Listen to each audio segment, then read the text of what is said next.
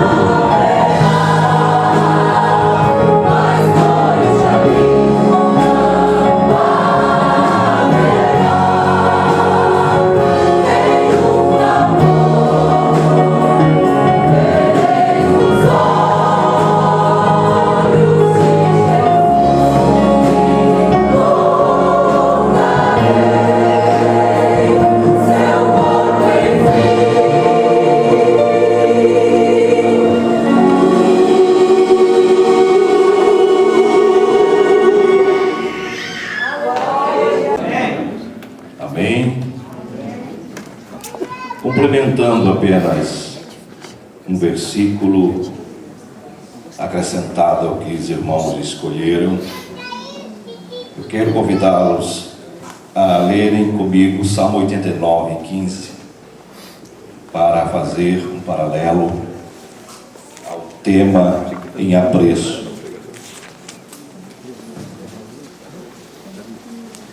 Salmos 89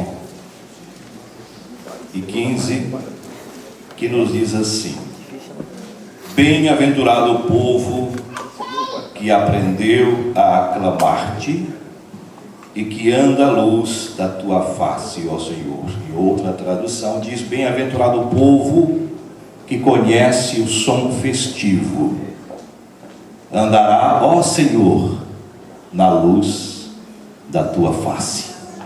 Amém? Eu quero agradecer de coração o convite que me foi estendido para estarmos aqui. Um privilégio muito grande poder estar ministrando para esta igreja, em especial em comemoração ao aniversário deste coral que tanto amamos e que temos um carinho especial. Haja vista que todos os eventos que fazemos ali na sede, na Belwade, anos 70, se pudesse, estariam todos eles. E já foram alguns. Eu estava comentando ontem com o Everson. Eu disse, e comentei com a Zelma, se eu pudesse, se eles tivessem tempo, eu compraria um ônibus bem grande para sair com esse coral pregando por esse Brasil afora, levando a palavra de Deus àqueles que não têm um prato tão rico como esta congregação tem, que tem um privilégio tão grande de ter um coro tão abençoado assim, com tanta qualidade, com tanta unção, e muitos sem ter uma oportunidade de presenciar e nem sentir isso. Então esse é o meu desejo. Quem sabe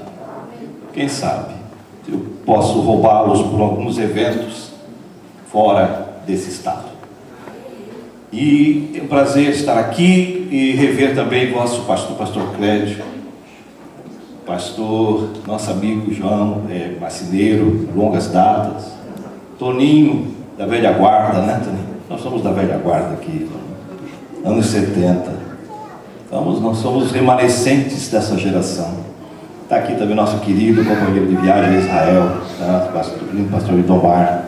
Deus abençoe. E em nome desses companheiros, eu quero agradecer a todos que estão aqui, nossa retaguarda, os cooperadores, obreiros, que fazem acontecer o sucesso do trabalho de Deus aqui, nesta congregação em Salete. Salete, que tanto amamos, tanto queremos bem. A minha esposa foi professora há muitos anos aqui desse colégio, hoje aposentada, né? Mas tem muitos amigos aqui, consegui fazer muitos amigos nessa igreja. Eu sempre digo, quando estou por aí, que aqui em Criciúma é a congregação que eu mais me identifico e que mais tenho apreço, porque são pessoas maduras, pessoas especiais, zelosos, que servem ao Senhor com alegria e sabem adorar ao Senhor também com alegria. Prazer rever também aqui o representante aqui da família da Arabas, né, que também estamos aqui no coro, uma das suas irmãs, né? Então a Ruth, o Rodinei, bom tê-los conosco aqui. Os demais irmãos, prazer tê-los conosco. Podeis assentar.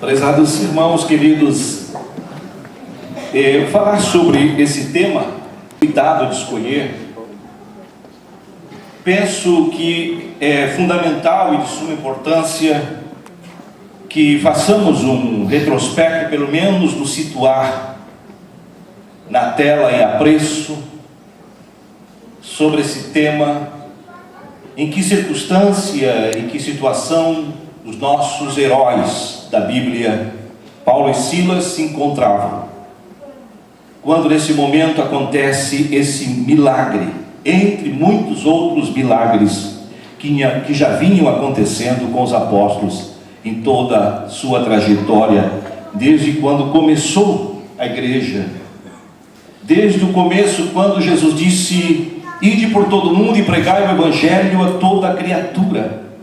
Quem crer e for batizado será salvo. Ali estava o ide imperativo de Jesus, havia uma missão específica já para os discípulos. Jesus apenas orienta que eles passem por um processo de preparo, dizendo: vocês, portanto, fiquem em Jerusalém, até que do alto sejais revestidos de poder, porque vocês precisarão de muito poder, de muita força, da presença do Espírito Santo muito forte na vida de vocês, para que vocês possam vencer os desafios que está colocado diante de vocês. Ide por todo o mundo, começando por Samaria, para as cidades vizinhas. Não tente muito longe por enquanto, mas preparem-se, porque o Evangelho é para todo mundo. E vocês estão dando os primeiros passos dessa missão que começa aqui em Jerusalém. E daqui vai sair os missionários, daqui sairão os pregadores que irão transformar o mundo ao longo de toda a história.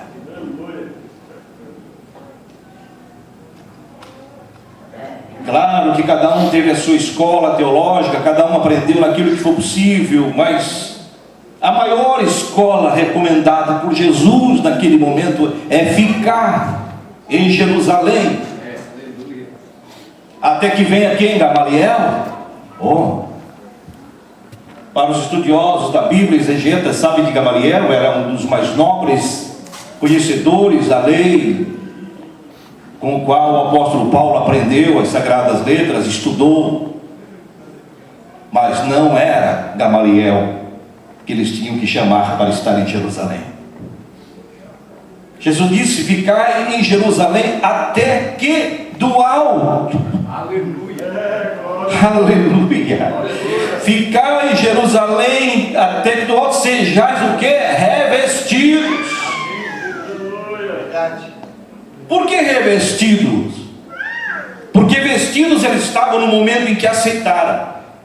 No momento que reconheceram, aceitaram os desafios, viram curas, viram coisas maravilhosas que bastavam. Aqui, tudo que viram para os discípulos seria suficiente, irmãos, para que eles saíssem dali gritando para o mundo inteiro o que Jesus fez por eles. Aleluia. Os milagres que eles viram, comeram com Jesus, viram mortos ressuscitarem, cegos verem, aleijados andarem. Suficiente para qualquer um, para testemunhar ao mundo o que viram.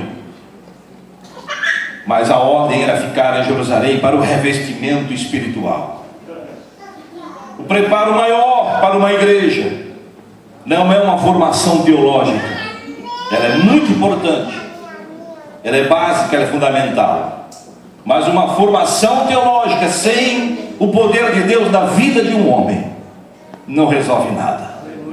Ela ecoa vazia, ela ecoa algo que não se sustenta ao longo dos anos. Por isso Jesus recomendou: fiquem em Jerusalém, se revistam do poder de Deus, se preparem para as agruras e as vicissitudes que vocês irão enfrentar ao longo dessa jornada. E assim começa o grande desafio, e começam os primeiros acontecimentos, o dia de Pentecoste, aquela glória maravilhosa. Todos começam a se preparar, saem dali animados.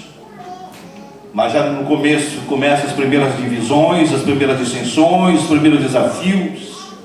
Alguns apedrejados, alguns perseguidos, alguns deles até perseguidos. Por quem? Pelo apóstolo, pelo antigo Saulo de Tarso, doutor da lei, conhecedor, tinha autoridade suprema como romano, oficial romano, para perseguir os cristãos. Ele também foi um que consentiu na morte de Estevão e ficou com a capa de Estevão. Ele viveu esse momento, mas ele viu algo que ele não esqueceu. O que ele viu e o que ele ouviu de Estevão no momento em que estava se despedindo, que ele olha para os céus: eu olho para os céus e vejo o Filho de Deus assentado à destra do Pai. Eu tive visões, eu estou vendo o Filho do Homem. Aleluia.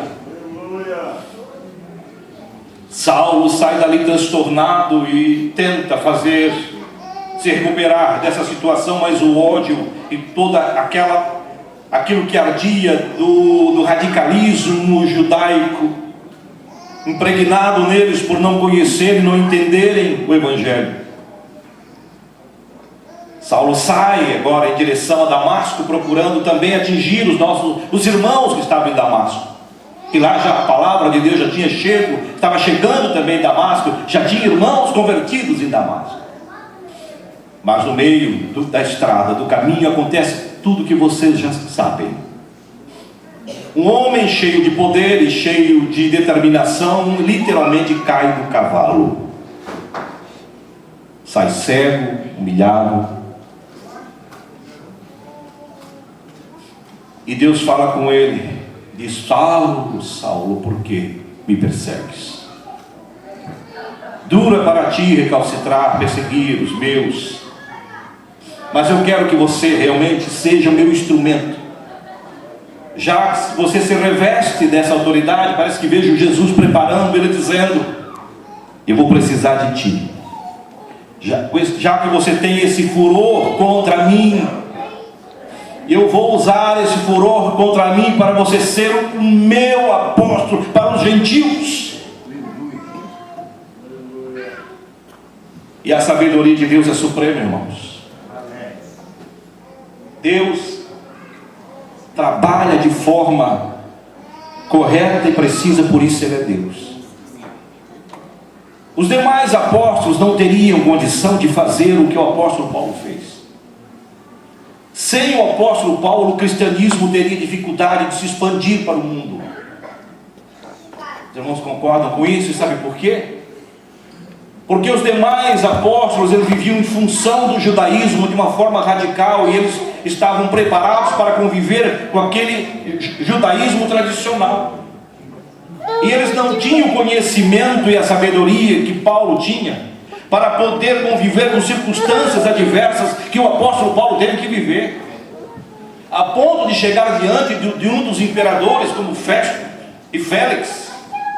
Quando chegou diante do imperador, e ele começou a falar de Jesus, o que aconteceu com ele, a sua vida, como ele era no passado, como ele vivia no passado. O homem que vivia com tapetes vermelhos no palácio real, tinha tudo, tinha poder no Império Romano.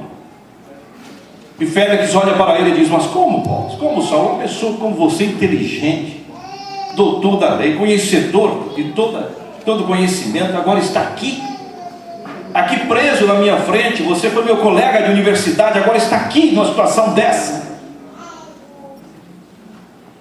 E ele insistia em falar de Jesus, mostrando o que Jesus fez na vida dele. E ele disse para Félix: olha, eu gostaria que você estivesse no meu lugar, exceto essas prisões que me prendem aqui, mas eu queria que você estivesse no meu lugar. Aleluia. Tanto que Félix disse: Paulo, Saulo, a sabedoria extrema, a tua inteligência te faz delirar. Admitiam a sabedoria de Paulo, mas não entendiam o projeto de Deus. Mas o evangelho não para. Continuam as perseguições. Agora Paulo entra no cenário de perseguidor, passa a ser perseguido. E a Bíblia mostra todos os momentos que eles viveram. Teve 3 momentos de açoites em cidades diferentes. E agora ele está no outro palco, e esse palco é definitivo e muito importante para agora Paulo, porque ele precisava realmente estender a obra de evangelização e missionária. Nesse texto que os irmãos escolheram, é exatamente o palco principal e o momento exato em que a igreja se define, a missão se define como algo de expansão mundial. Porque Paulo, estrategicamente, ele sabia que ele teria que entrar na Europa. O único caminho para que o evangelho saísse de Jerusalém e daquela e toda a região, e Samaria, era entrar na Europa. E a única cidade que dava acesso à Europa era exatamente a cidade que nós sabemos, que é a cidade de Filipos. Ficava num lugar estratégico. Tudo começa dessa forma, que se discute o projeto de missão. A igreja se reúne em Jerusalém. Estão lá Pedro, Tiago, João, e eles discutem o que fazer agora para nós estendermos a obra missionária. Naquele momento o alvo era Antioquia. Foram eleitos os nomes de Paulo e Silas, também Barnabé e Judas chamado Barsaba. Dali parte para Antioquia, as províncias romanas de Síria e Cilícia. Chegando a Antioquia, cumpre sua missão, e Judas Barsaba volta e Silas fica acompanhando Paulo. Na segunda viagem missionária ficam um tempo em Síria e Cilícia. Em Listra, Timóteo se junta a eles. Segue passando pela Frígia, Galácia e através da Mísia. E chegam até Troade, depois passam pela Grécia e chegam a Filipos. Paulo, por influência dos demais companheiros, e os exegetas falam isso, que ele foi impulsionado, ele queria ir para a Ásia. Não Paulo especificamente, mas ele estava sendo estimulado a ir para a Ásia. Mas Deus, que trabalha da sua forma mais precisa, sabendo que para a Ásia o Evangelho sofreria muita represália, seria pior do que enfrentar a Europa. Porque até hoje os irmãos imaginam o que seria pregar o Evangelho na China, no Japão, se eles nem conheciam o caminho da Índia, que foi descoberto em 1500. Então que estratégia eles teriam para esse mundo que não conheciam tentar uma aventura dessa? Seria extremamente difícil, e Deus, na sua suprema sapiência, determinou: vocês fazem essa trajetória, começam pela Europa, da Europa vai se espalhando, e aos poucos o Evangelho vai ganhando corpo. Aleluia. E foi o que aconteceu. Chega um momento em que eles estão nessa situação, nessa cidade. Eles chegam em Filipos. Ali começam a pregar o Evangelho. Já encontram uma mulher atenciosa ali que está ouvindo a palavra de Deus. Seu nome era Lídia. Encontram ali também aquela situação que os irmãos já leram no texto, que veio falando e dizendo: esse é o homem de Deus, esse é o homem servo de Deus do Altíssimo. E vem falando todos os dias aquela bajulação desnecessária e não divina. Por isso é muito cuidado com as bajulações, porque elas podem não ser de Deus. Toda bajulação não é bem-vinda. E às vezes as pessoas se alimentam de bajulações, se achando que tudo que dizem deles é o melhor. Não. Que digam de você o que você é, mas não digam o que você não é. Paulo sabia que eles estavam dizendo o que ele era, mas ele sabia que atrás daquilo havia um espírito querendo dar conformismo e limitação física para Paulo. Como que ele diz: eu sou tal, e eu vou agora ficar aqui, vou me estabelecer aqui nessa cidade, daqui não saio porque está tudo bem, está tudo em meu favor, está todo mundo dizendo que eu sou o cara. Mas ele olha para ela e diz: o Senhor te repreenda. Aleluia, glória a Deus. E repreendeu aquele espírito que adivinho, que era como um oráculo para eles, porque ela dava lucro aos seus senhores, porque era como uma feiticeira que adivinhava ali a vida das pessoas, lia as mãos e dizia, traduzia o futuro das pessoas, mentindo para as pessoas. E o espírito maligno enganando as pessoas. Paulo repreendeu, trouxe prejuízo para alguém. Evidentemente, quando essa pessoa que era explorada e tira dos seus senhores o lucro, isso traz realmente uma perseguição necessária, porque quando você mexe com dinheiro e com valores, afeta realmente, sempre ameaça alguém. E foi o que aconteceu. Foi o pivô suficiente para que Paulo e Silas fossem arrastados, fossem denunciados, para as autoridades da época. E a Bíblia diz que eles foram açoitados. E foram açoitados violentamente. A Bíblia diz, vocês sabem muito bem que a Bíblia diz que são 39 menos 1, não pode ser 40 vezes. Então eles ganharam 39 varadas nas suas costas. Tiram a camisa e o açoitam. E o lançam no calabouço, ainda na cadeia. E não se limitam ainda só a colocá-los na cadeia, mas ainda colocam entre troncos amarrados, com as duas mãos. Como quem diz, aqui você não pode sair porque você está amarrado. Naquela época o nome era carcereiro, e até pouco tempo ainda no Brasil era carcereiro. Quando nós chegamos na Secretaria de Segurança Pública de Santa Catarina, quando trabalhei lá, ainda era carcereiro. Mudou há pouco tempo. Eu lembro que eu fiz parte da primeira comissão que mudou o nome de carcereiro para agente prisional aqui em Santa Catarina. Eu fiz parte da primeira escola de seminário de agentes prisionais, o coordenador e criador desse momento, que passou a mudar a nomenclatura, mas em toda a história, todo o tempo, até aqui no Brasil, o nome ainda era carcereiro, vocês sabem disso. E agora, o carcereiro está ali, o funcionário público do Estado, pago para cuidar deles. Mas acontece algo fenomenal, que vai mudar toda essa história. Deus permitiu que Paulo e Silas passassem por essa situação, porque seria a forma de formar a igreja ali. Não teria outro jeito, talvez.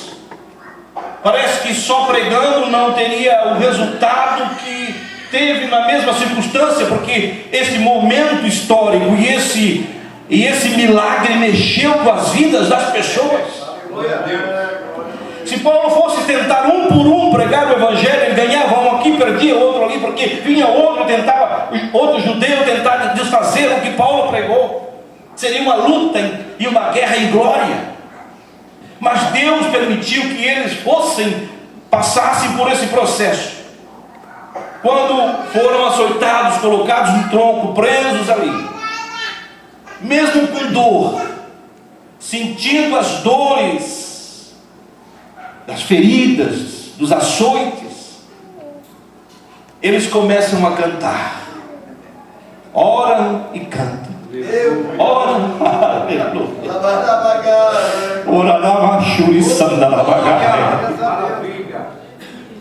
e cantam, cantam e oram. Ah, se eu pudesse ouvir, se eu pudesse ouvir aquele hino, talvez fosse um hino 15 da harpa cristã, né? Talvez Paulo estivesse cantando Rude Cruz, se erigiu. Aleluia! Oh, glória! Rude Cruz se erigiu. Um dia surgiu como emblema de dor, e assim sucessivamente. Aleluia! E vejo pelos olhos da fé aquele carcereiro que começou sonolento, já era tarde, meia-noite, já dormindo praticamente, mas ele ouvia ao longe aquele som entrando no subconsciente, e os carcereiros demais presos ouvindo aquele hino. Já começava o primeiro processo de evangelização. Os primeiros a ouvir o evangelho ali já eram os carcereiros, já eram os prisioneiros. Aleluia! Seus corações já começaram a ficar mexidos, tocados, ouvindo aqueles hinos. Glória a Deus!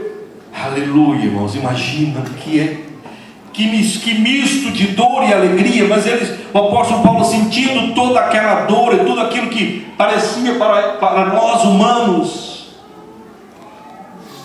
impossível, para ele naquele momento, quando canta, era como um bálsamo de Deus que tirava toda a sua dor. Aleluia! Era como um anestésico de Deus. Glória a Deus! tirando a dor, e o Espírito Santo confortando, dizendo: cante, meus filhos, porque aqui começa a grande arrancada da minha igreja. Aleluia! E quando estão no meio de tudo isso, já meia-noite, ouve o que vocês conhecem de mais lindo. Aleluia! De repente dá um grande terremoto e rompe aquele louvor, aquelas orações mexeram com o coração de Deus. Os céus foram sacudidos com as orações e com o clamor e com o louvor de Paulo e Silas. E os alicerces daquele lugar começaram a tremer, a casa começou a tremer, as cadeias começaram a se romper, e todas aquelas portas e cadeias se abrindo automaticamente. Era um barulho ensurdecedor, plaque, plaque, plaque, plaque, plaque, plaque, plaque, se abrindo como se fosse um cinema em Hollywood. Aleluia. Não tinha energia elétrica, era escuro na época, a iluminação que se tinha era com luminárias feitas com fogo, com tochas. E aquele homem, quando viu que de repente aquelas portas se abriram, aquele barulho todo, aquele terremoto, acordou o carcereiro. Ele sai apavorado, gritando: o que aconteceu, o que aconteceu, o que aconteceu? Onde estão os presos? Porque ele sabia que ele morreria se aqueles homens realmente fugissem. Bastava um preso daquele fugir, ele seria enforcado, porque na passagem anterior da Bíblia, em outro momento em que Paulo foi açoitado, o carcereiro foi enforcado porque deixou fugir. Basta que vocês pesquisem. Mas esse teve sorte. Esse Deus agiu de misericórdia com ele, porque nenhum preso fugiu e Paulo não deixou fugir, e disse: todos nós aqui estamos. Porque aqueles presos já tinham sido evangelizados, então já estavam prontos, já estavam convertidos, já estavam curados, já estavam com outra missão, já estavam com o Espírito de Deus tocando no coração, e nenhum se esforçou em fugir. Ficaram ali ao redor de Paulo, vendo tudo aquilo, aquele momento de glória. E o carcereiro, então, naquele momento, querendo se matar, puxando aquela espada para suicidar, Paulo disse: não te faça nenhum mal, porque todos aqui estamos. Aleluia. Aleluia, todos estão salvos, não te preocupa. Aleluia, mas onde entra o pecado, a glória, a graça superabunda, irmãos. Ali haviam homens pecadores, assassinos, homens destituídos da sociedade, condenados pela sociedade. Então, a pior espécie e casta de pessoas estavam ali. Mas a graça de Deus naquele momento os alcança e os atinge, e aqueles homens começam um processo de cura e de recuperação. Aleluia. A esperança renasce para cada um daqueles presos. Ele se joga aos pés de Paulo e Silas e diz: senhores, o que eu faço para ser salvo? Eu também quero esse Deus, eu também quero esse Jesus, eu também quero essa alegria, eu também quero esse privilégio. Aleluia. E eles dizem: crê no Senhor Jesus Cristo e será salvo tu e a tua casa. Aleluia. E ali começa o mais importante processo de mudança da história. Aquele mesmo carcereiro já pega e diz: o que é que te impede? O que é que eu preciso fazer? Ele começa a perguntar para Paulo como fazer para ser batizado. Ele estava tão eufórico e tão determinado que era de madrugada, já tinha passado a meia-noite. Esse carcereiro não quis deixar esperar o amanhecer. Disse: não vou esperar amanhecer não. Aqui perto tem um rio onde eu vejo essas pessoas orando ali. Tem um pessoal que vai orar ali de vez em quando. Vamos lá já, se batizar é já. Saíram de noite para o batismo, pegaram as tochas e saíram um atrás do outro e foram na beira do rio. E agora Paulo e Silas pegam o carcereiro e colocam a sua família e batiza aquela família, e a primeira igreja na Europa começa a se formar ali. Oh, glória a Deus. A alegria foi tão grande por porque o carcereiro vivia junto, era por lei que ele tinha que conviver no ambiente, a casa dele era próximo ao cárcere. A casa dele já era do lado. Ele foi, saiu batizado, chegaram felizes em casa e disse: não, mas eu não estou contente, vocês vão ter que agora ir para casa, porque eu vou curar vocês, vou ter que agora fazer o contrário, eu vou ter que agora sarar a ferida. Lá vai o carcereiro, pega a arnica, pega o que tinha na mão, que não sei que produto ele pegou, mas agora está lá nas costas de Paulo e Silas, passando aquele unguento, tentando dizer: meu Deus, que fizeram contigo, que fizeram com esse homem de Deus, oh, que tristeza. A alegria chega naquela casa, a mudança acontece naquela família, e leva agora aquela família a adorar ao Senhor. E Paulo quis se retirar, e Silas disseram: não, vocês vão ficar aqui, vão dormir aqui essa noite, amanhã vocês vão embora, amanhã vocês podem sair. E o mais importante disso tudo, que eu acho, é que além de tudo isso, chegou de manhã, veio oficiais de justiça, vieram para Paulo e Silas e disseram: olha, os pretores, oficiais de justiça, determinaram que vocês podem sair.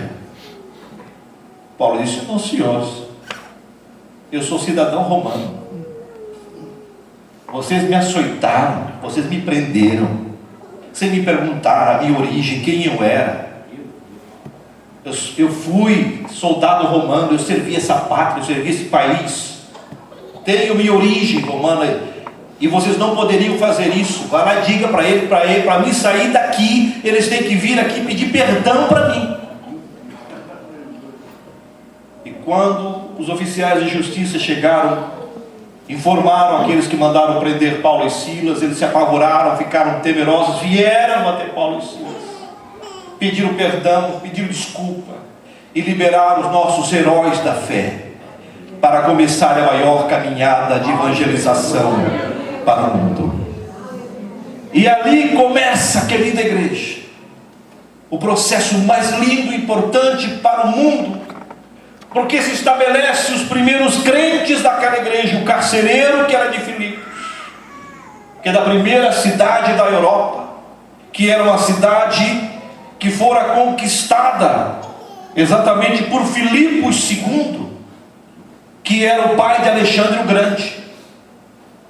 Então ele deu esse nome de Filipos em função do nome do avô, que era Filipos.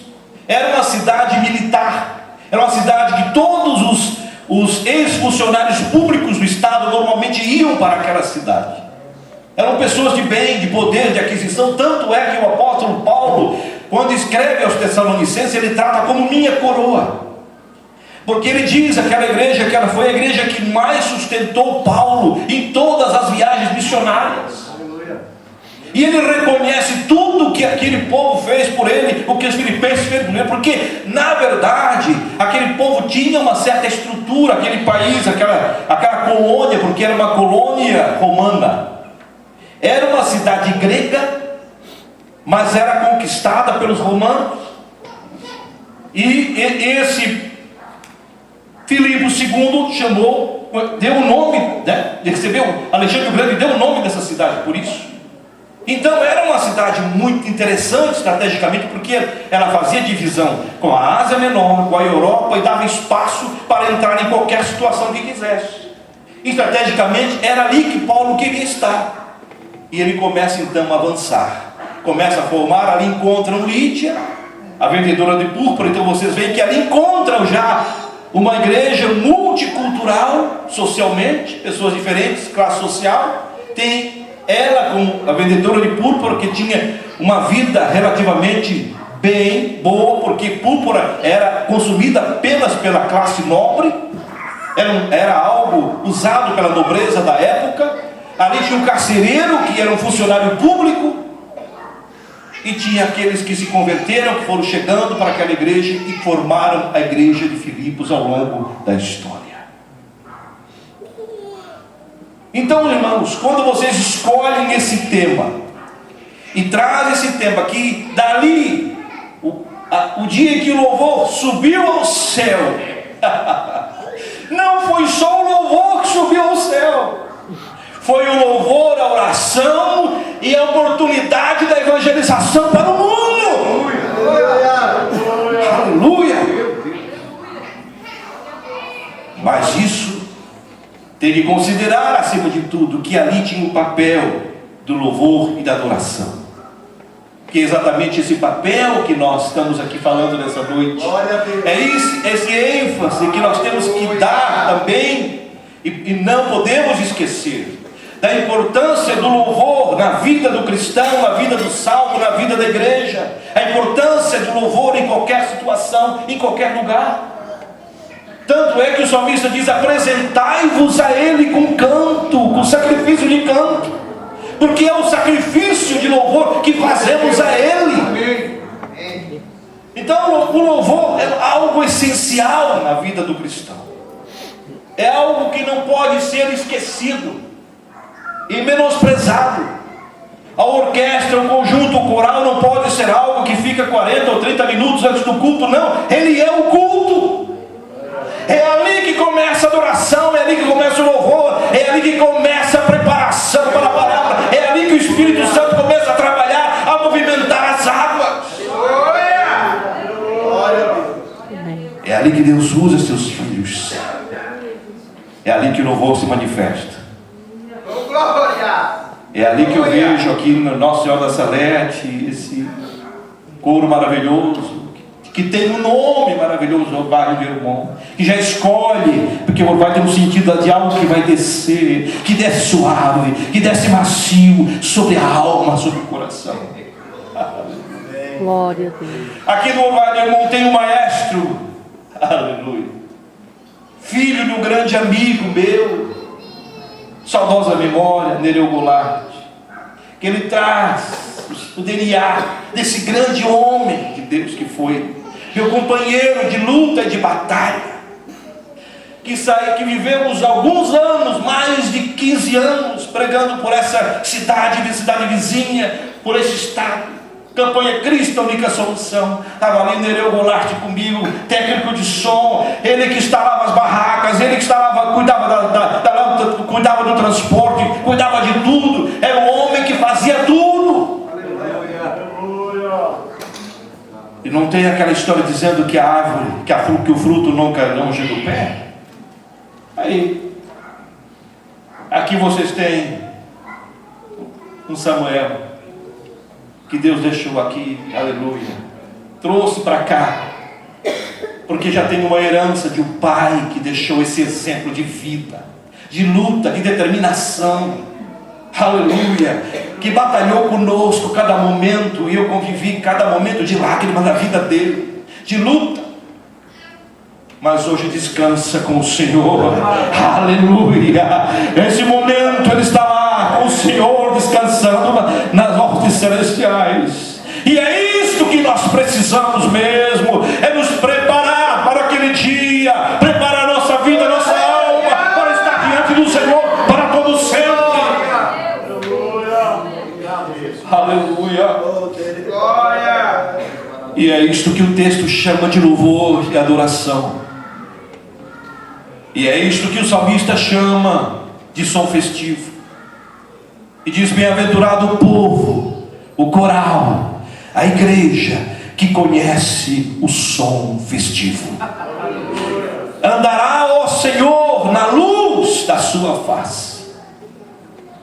E isso acontecia em todos os momentos históricos. Se nós fôssemos falar sobre esse tema, sobre esse assunto, sobre o som festivo, teríamos muito o que falar.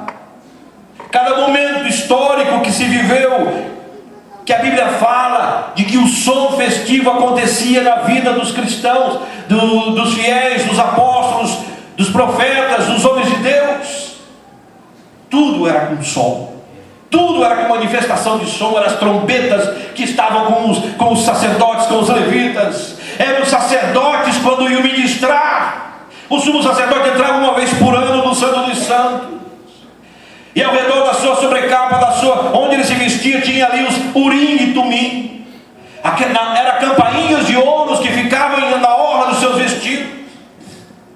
E era colocado uma corda no dorso do sumo sacerdote, antes dele entrar no Santo dos Santos. Porque se ele não estivesse bem, e estivesse ministrando, estivesse em pecado, ele morria ali mesmo. Então teria que ser puxado com uma corda. Por isso ele tinha que ir com urim e tumim, que eram aquelas campainhas de ouros na orla do seu vestido. Porque enquanto ele estava ministrando no altar, estava lá aquele barulho, as campainhas, tiririm, tiririm, tiririm, e o povo dizia: ele está vivo, ele está vivo, ele está vivo, ele está vivo. O Senhor está aceitando o nosso sacrifício, o Senhor está aceitando o nosso sacrifício, o Senhor está aceitando o nosso sacrifício. E o povo gritava, o povo vibrava, e as trombetas soavam. Era assim. Era assim que Deus tratava, era assim que Deus agia. Em cada momento histórico tinha um som específico.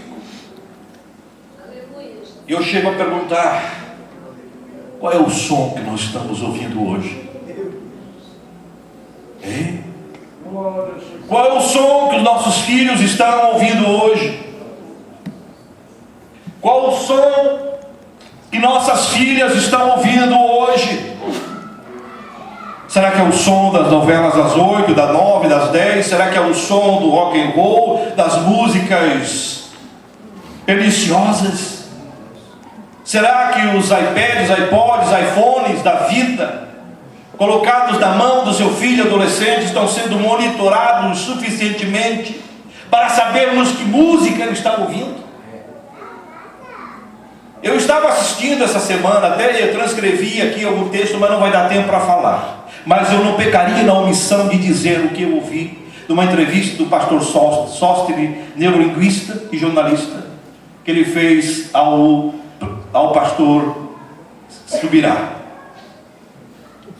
Ele coloca, como neurolinguista, ele faz uma observação, um estudo pormenorizado sobre a importância da música no aspecto espiritual e também negativo para aqueles que não sabem ouvi-la. Aquilo que nós ouvimos aqui é o movimentar de Deus, são as teclas e os sons festivos que chega como um cheiro suave diante do Senhor.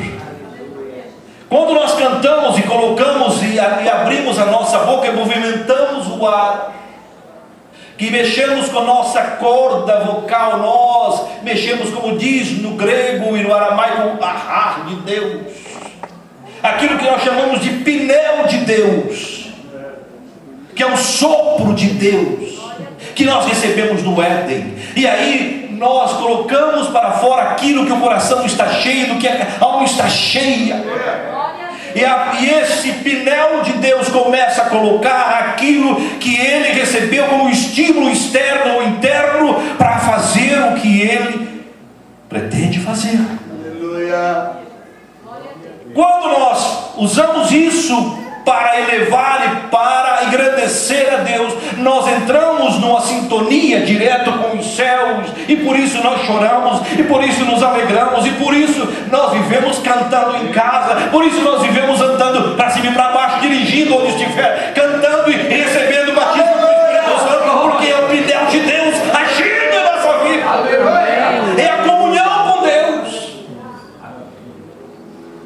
Aleluia.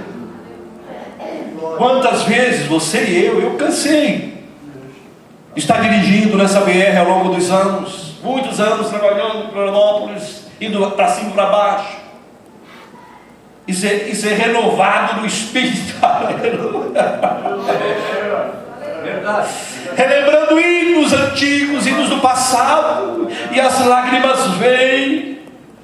E nós sentimos aquela comunhão, porque é o pneu de Deus, é aquela comunhão, é aquela sintonia que você faz ao céu, é um som festivo que nós estamos vivendo.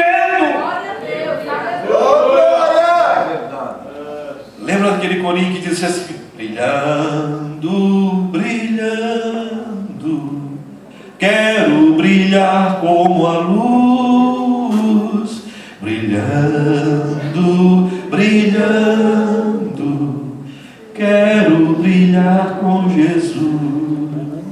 Eu lembro de uma experiência que eu fui visitar uma irmã, e ela estava lá cantando esse corinho, e ela estava com bombril, limpando aquela panela, passando aquele bombril naquela panela, e ela cantava brilhando, brilhando, aleluia. E de repente o Espírito Santo tomou-nos naquele dia. Aquele corinho brilhando, brilhando, virou um Pentecoste naquela casa. Aleluia! Porque quando nós queremos brilhar como para Jesus, é algo maravilhoso, é algo especial. Porque nós cantamos o que a nossa alma sente, irmãos. Ninguém diz o que não quer. As pessoas só cantam, só falam o que está no coração. Jesus disse: o homem coloca para fora o que está no seu coração. Porque do coração procede toda a vida. A nossa vida procede do coração. Do que o coração está cheio, a boca fala, não é assim que diz o verbo, nosso ditado comum. E agora, ainda, para nossa infelicidade, cuidado, outros pesquisadores nos mostraram, eu vi um podcast muito interessante esses dias, de um debate entre pesquisadores neurolinguistas de música, que diz que determinados tons usados em rock and roll e shows aí que tem aí mundano, com droga e rave, festa rave por aí, tem tons específicos para invocar demônios. Tem tipo de música que eles já sabem, que pode colocar lá, o DJ já sabe a hora, tá na hora, aí já bota aquela música, que é aquela música que traz os demônios para perto, e já invoca diretamente o inferno. Então aí está a nossa grande responsabilidade como igreja, de nós estarmos cada vez mais valorizando isso que vocês têm aqui, esse coral, essa igreja que louva, que enaltece o nome do Senhor, essa igreja que conhece o som festivo. Aleluia! Quem conhece o som festivo andará, ó Senhor, na luz da tua face. Isso faz recordar, e para encerrar, Jesus chegando na grande festa do Pentecostes. Ele não estava muito interessado em ir, mas ali era aquela festa que durava 7 semanas. Vários bois eram sacrificados naquele período. Animais eram degolados e imolados, melhor dizendo. E o sacrifício feito, eles viviam em tendas, ficavam 7 dias direto adorando. E perguntaram para Jesus se ele ia. Ele disse: não, vocês vão, porque eu vou ficar, vai chegar depois. Jesus não quis estar no começo da festa. E a Bíblia diz que no último dia, por isso que eu gosto do último dia, viu? Hoje é o último dia, mas é o dia que o Senhor vai estar aqui também, para nos incentivar a continuarmos esta obra tão gloriosa. Aleluia! Estando ele ali, olhando de longe, o sumo sacerdote diz a palavra de Deus, e os exegetas que estudam, o sacerdote ele passava no tanque de Siloé, pegava um balde de ouro, pegava aquela água no tanque de Siloé. Eles davam, nós tivemos lá naquele irmão, nós vimos isso lá. E dava a volta no monte do templo 2 vezes com aquele balde cheio de água tirado do tanque de Siloé. Havia uma calha chamada calha de prata, que era despejada água que ia em direção ao rio que ficava mais abaixo, Rio Cedron, que agora está seco. Nós vimos que está seco o Rio Cedron, porque nem mais sacrifício é feito lá.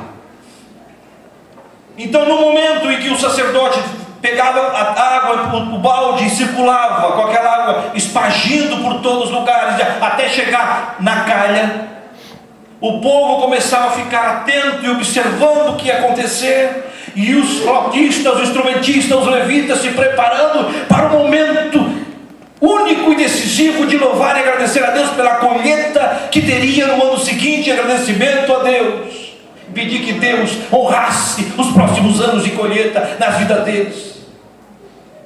É dito a palavra de Deus que quando estavam já no finalzinho da festa, e que o sacerdote pega a água e ia colocar na calha de prata, a água, quando ia derramar a água sobre a calha de prata, Jesus chega e se apresenta no meio, do nada, e diz: quem tem sede, vem a mim e beba. Quem crê em mim, como diz as Escrituras, rios de água viva correrão do seu ventre. Aleluia. E começou o barulho só, e ali estava os discípulos, e vieram ao redor dele, e começou uma grande glória. Isso dizia ele, do Espírito que haviam de receber, porque este é o som que esta igreja quer continuar ouvindo. Esse é o som que a igreja quer continuar ouvindo, o som do Espírito Santo, o som do Pentecoste. Vamos se pôr de pé. Aleluia. Bem-aventurado a igreja, bem-aventurado o povo, bem-aventurado o coro, bem-aventurado o cantor, bem-aventurado o irmão, bem-aventurado a irmã, bem-aventurado todos nós que estamos ouvindo o som festivo. Eu me preocupo muito, irmãos, em nossa longa trajetória de fé. Ontem nós éramos jovens na Assembleia de Deus. Eu nasci no berço evangélico. Com 8 anos de idade eu fui batizado com o Espírito Santo. Aleluia. Lá numa congregação chamada Rio Fiorita, Siderópolis. Lembro com muita saudade, mas muito gostosa, de que havíamos recebido os irmãos do Rio Grande do Sul. E eu era uma criança com 8 anos de idade. E esses irmãos vieram fazer movimento para batismo com o Espírito Santo, que está faltando na nossa igreja hoje. E eles começaram a orar, e todos começaram a ser batizados com o Espírito Santo. E muitas crianças como eu também começaram a receber o batismo com o Espírito Santo.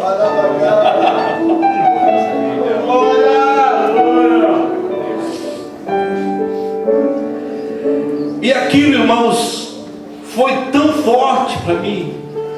Aquilo foi tão forte, que eu dizia assim: chega Jesus, chega Jesus, chega Jesus. A minha carne não estava resistindo mais. Glória a Deus. Aleluia. Porque eu ouvi o som festivo. Aleluia. Eu ouvi o som do Pentecostes.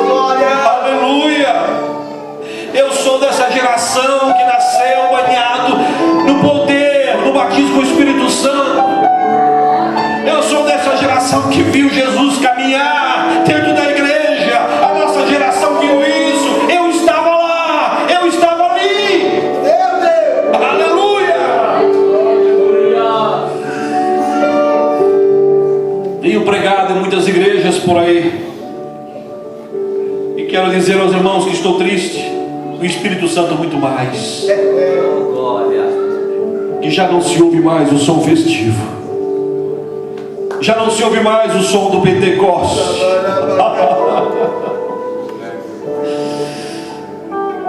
E que estavam todos ali reunidos naquele dia, quando Jesus mandou, e veio um som,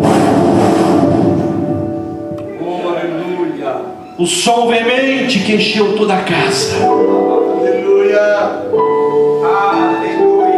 Ouviram? Foi o som. Aleluia. O som que encheu toda a casa. E todos foram cheios do Espírito Santo. Graças a Deus que nós temos um coral Orvalho de Irmão para continuar ouvindo o som dos céus, nos preparando para ouvirmos um som único e definitivo, irmãos, que é o som da última trombeta. Quem quer ouvir? Aleluia. Aleluia, será glorioso. Aleluia.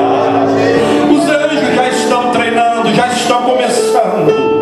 De uma hora para outra nós ouviremos dos céus, aleluia, as trombetas de Deus ecoaram os céus, e a igreja do Senhor será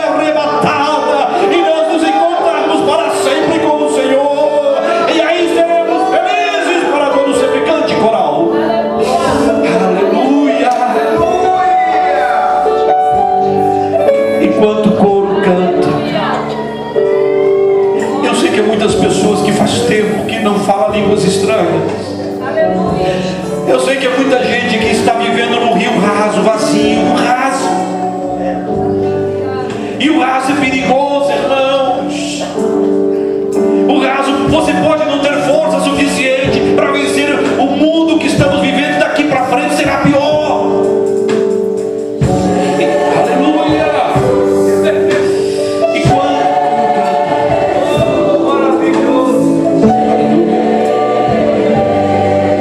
Jesus, olha que lindo.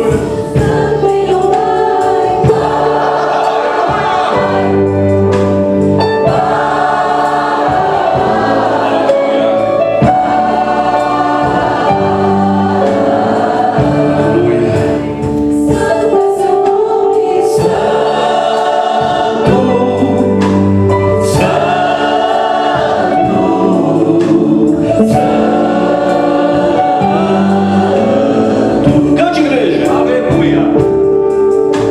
Derrama água viva em minha Quem quer derramar água viva Toma em sua alma? vida, dá-me Quer que Deus e calma derrame desse moedo especial? os problemas que Todos os perturbam problemas que perturbam sua mente. Aleluia. entrega aos teus cuidados Entregue teus cuidados. Sempre sim.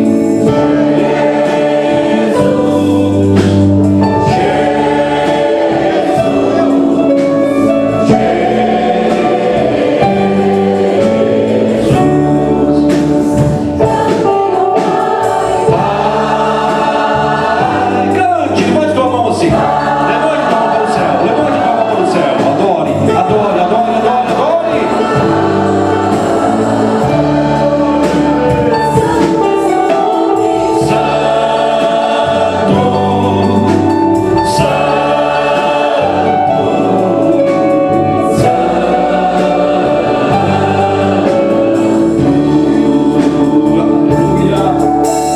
Vem agora Ó Espírito, quem quer receber agora o Espírito Santo? Deixa ele trabalhar na tua vida. Tome teus braços. Deixa que ele tome teus braços agora. Enxuga os teus prantos, as tuas lágrimas. Tira toda a dúvida. E o mundo que há em ti, em mim, em nossas vidas. e ao teu lado para sempre. Cante.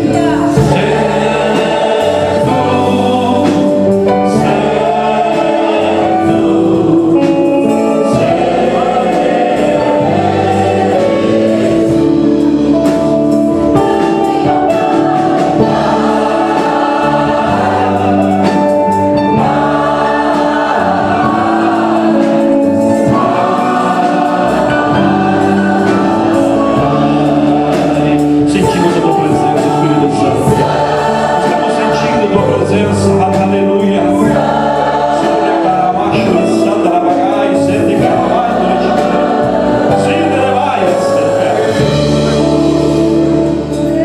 Aleluia. Vem agora.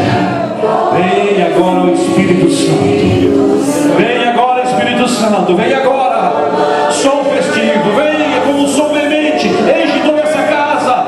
Enche os corações agora. Enche agora, Pai. Tira toda a dúvida que há em mim, que há nos nossos corações. Aleluia.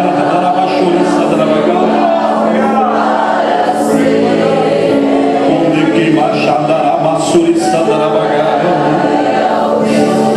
Aleluia, aleluia, aleluia.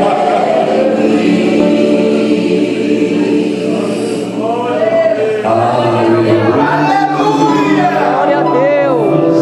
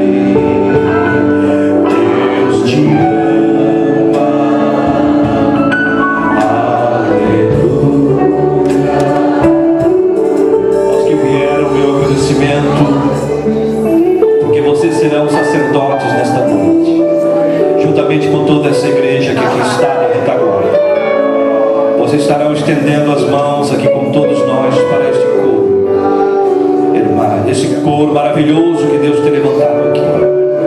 Nós vamos interceder pela vida deles, pela família deles, pelos filhos e netos que os têm. E cada um deles serão abençoados de forma extraordinária, porque Deus ama os seus levitas e seus salmistas. Vamos orar pela vida do maestro, da sua família, da Cid e todos os demais da família, para que Deus dê graça e força para continuarem esta longa jornada. Oremos. Pai celestial, em nome do Senhor Jesus, ouvimos a tua palavra, Senhor, e a tua palavra não volta vazia.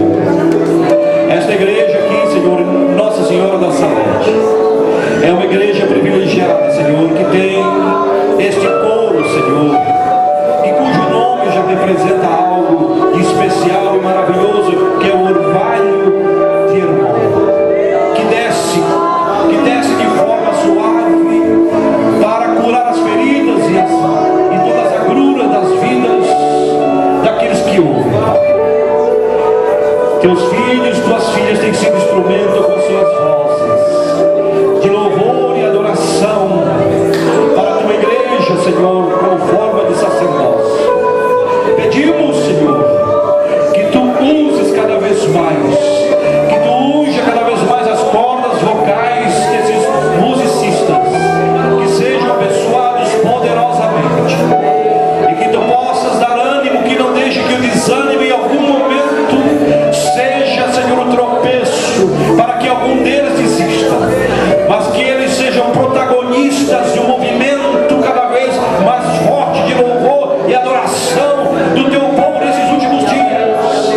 Que os seus louvores, Senhor, adoração cada vez mais convençam corações aflitos a buscarem a tua glória, o teu poder. Pai, nós louvamos pela vida dos teus filhos, nós louvamos, Senhor, pela vida deles. Nós abençoamos também a igreja, Senhor, que está aqui nesta localidade da Senhora da Salete, cada membro desta igreja, cada filho, cada filha, o pastor Clédio, o Senhor, os seus pastores auxiliares, o marceneiro, os demais obreiros